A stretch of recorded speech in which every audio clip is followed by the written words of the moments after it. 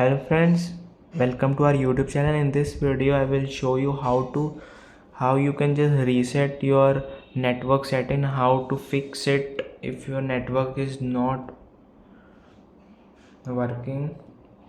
Before proceeding the video, if you have not subscribed to our YouTube channel, then subscribe it and like the video if you like it.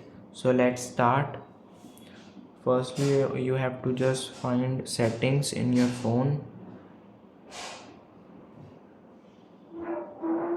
Settings in your phone, and then you have to go to the system, or you can search in the search bar. Go to the system settings, and this appears. Then scroll down, you can see there is an option, reset option.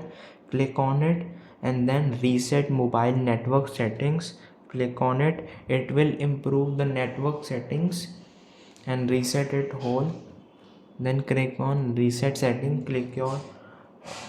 Confirm your pattern or lock you have made it like this, and then reset setting. Network setting has been resetted, and now it is fully working. This is how you can do it.